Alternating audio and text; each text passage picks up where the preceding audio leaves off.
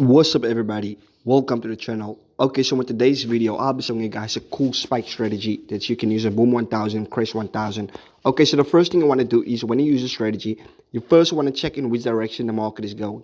Okay, so guys, basically when the market is moving like this, right, it means that the market is moving in an uptrend. Okay, look at that, the market is moving in an uptrend. You guys can see over here the market is moving in an uptrend. So when you trade boom 1000, the only thing you want to do is, if you want to get spikes, you want to check in which direction the market is going. So currently, the market is moving in a downtrend. So what does that mean? It means that spikes is not okay. You should not trade spikes, okay? You should only use scalping strategies.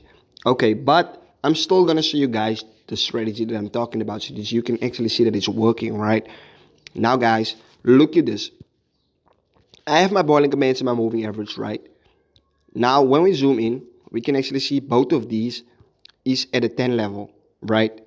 The Bollinger Bands and the moving average is at a 10 level. And you guys can actually see what happened after that. Look at this. The market decided to spike up hard, right?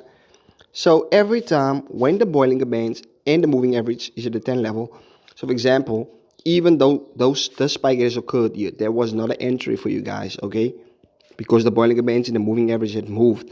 But over here, we can see, right, when we drag the screen to the left and right, we can actually see that the moving average and the Bollinger Bands at the 10 level, right, over here. Okay, and look what happened. Look what happened. Do you guys see that? A big spike, right? And even though that spike occurred, more spikes occurred after that. And then the market decided to go down, right? But you should not use this strategy when the market's in a downtrend. Only use this strategy when the market's in an uptrend, okay? For example, I'm just going to show you guys another entry, okay? Over here, you can see the Bollinger Bands didn't touch the 10 properly, right? Because when we drag the screen, okay, it did touch the 10. But when we zoom it out completely, you can see it did move, okay? But that's an entry.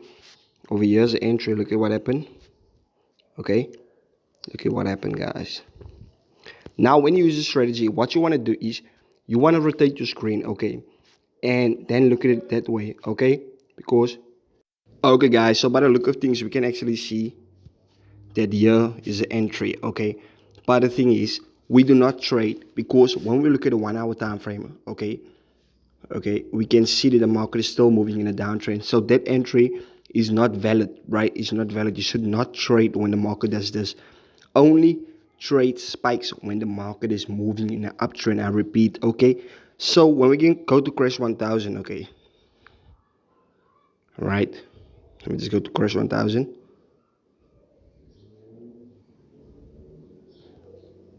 Okay, a spike is about to occur, all right? You guys will see, right? A spike will occur. Sometimes it takes time, but you just need to be patient, right? Because when we go to a high time frame, we can actually see that the market is moving in a downtrend. But when we look at this candle, check this out. This candle is about to go in an uptrend, okay? Let me just draw a trend line. See what I'm talking about?